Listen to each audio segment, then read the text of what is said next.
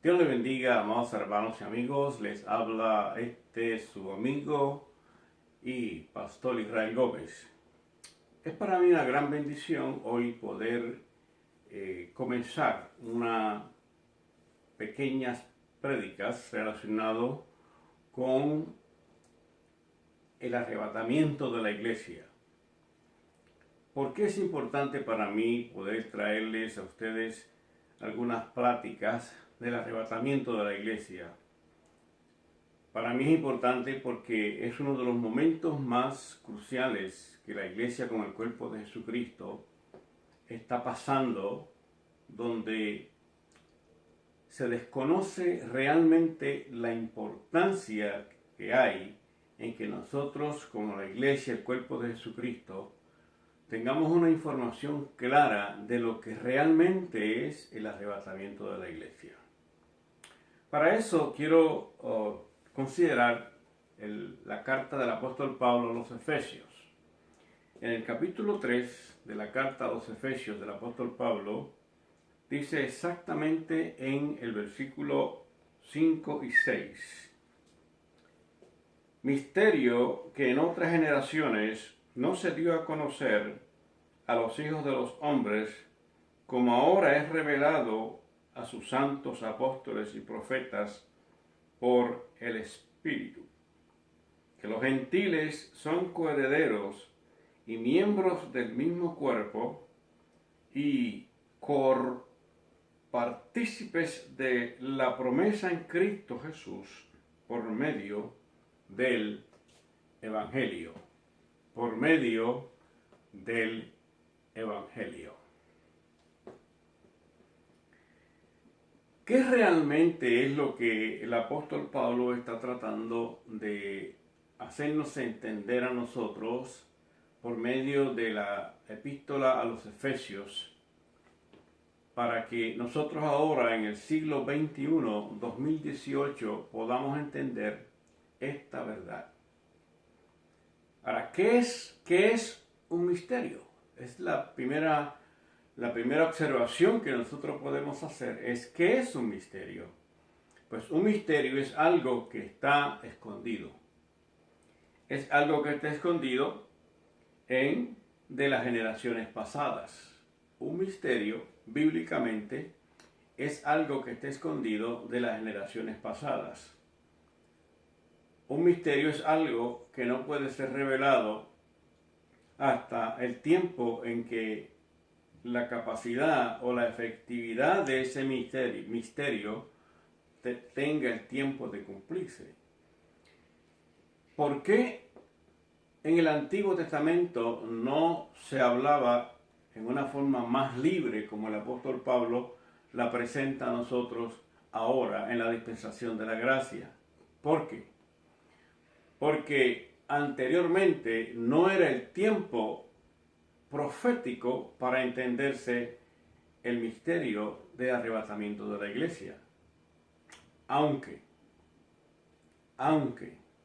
Moisés, en el libro de Génesis capítulo 5, verso 24, él habla acerca de un hombre llamado Enoc, uno de la descendencia por donde Cristo iba a nacer, un hombre de 375 años, el menor de esa descendencia, y este hombre, conforme a las escrituras, él amaba a Dios, y como amaba a Dios, dice la escritura, que Dios se lo llevó.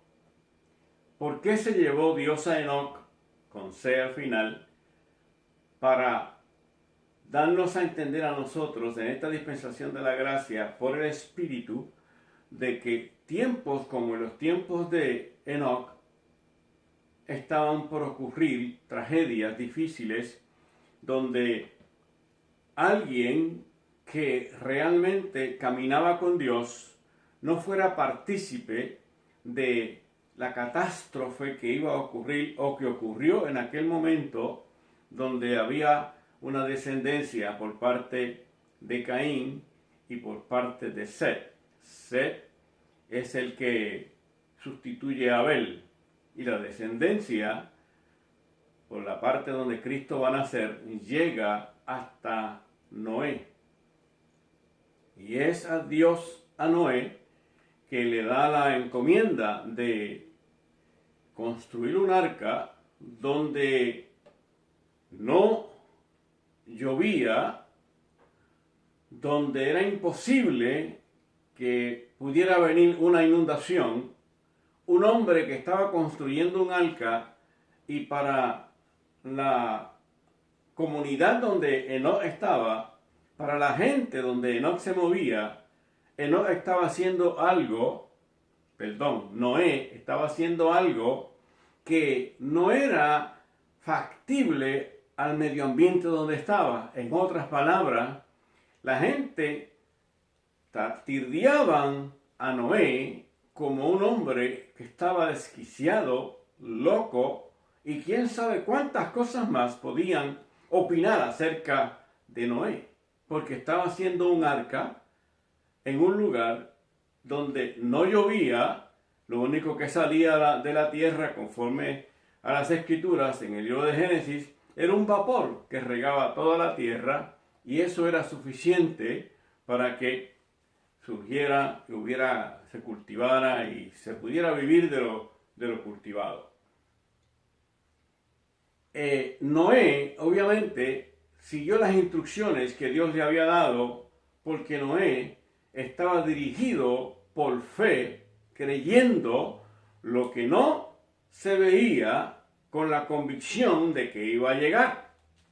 Eso exactamente es lo que las escrituras nos enseñan acerca de la fe.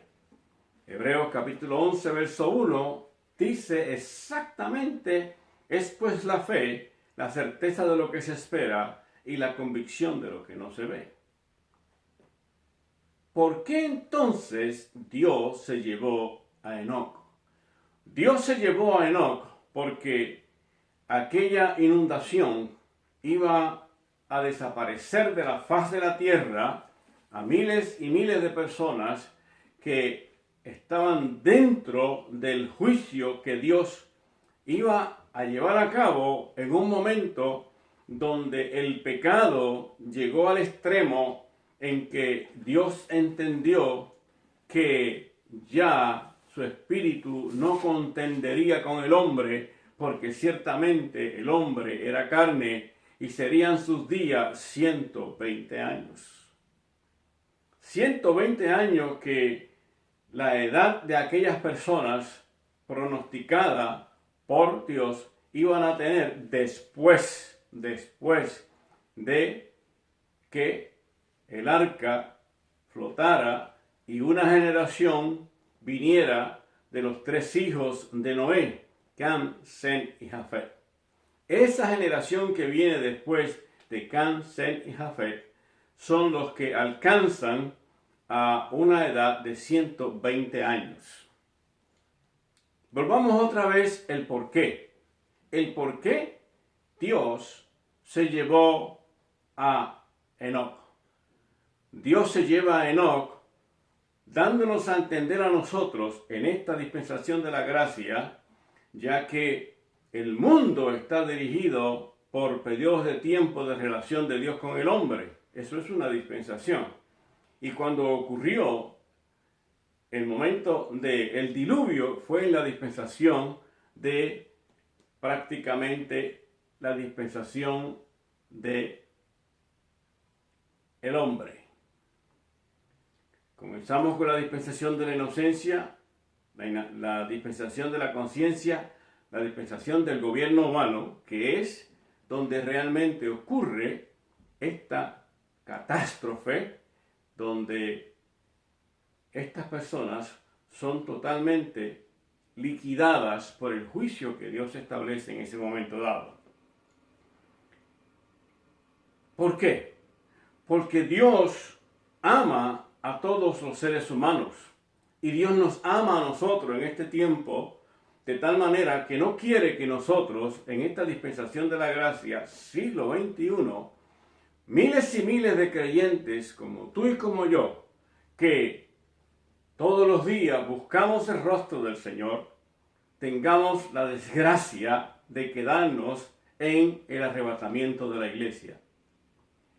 Tengamos la desgracia de tener que ser parte de un gobierno que constituye unas naciones, de 5 naciones de Europa y 5 naciones del Medio Oriente, donde de ahí saldrá un gobierno que controlará prácticamente toda la política social y económica del mundo entero.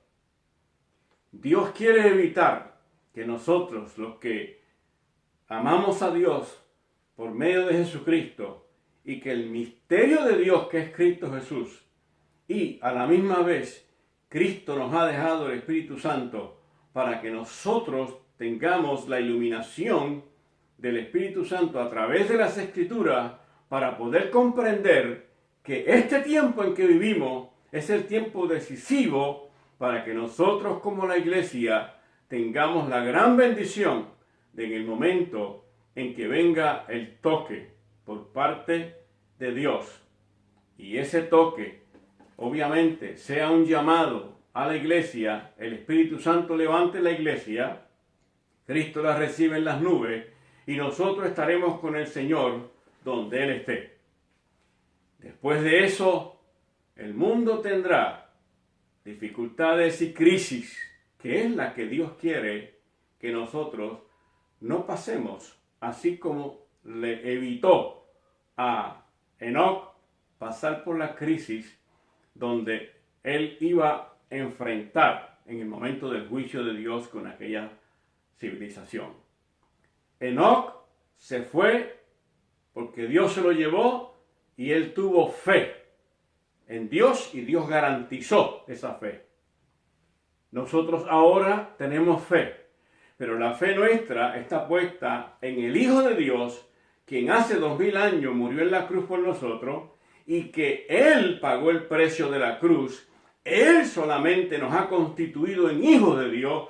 Él es el único que nos puede dar la seguridad para que nuestras vidas estén garantizadas, para en el momento del arrebatamiento de la iglesia nosotros podamos ser levantados.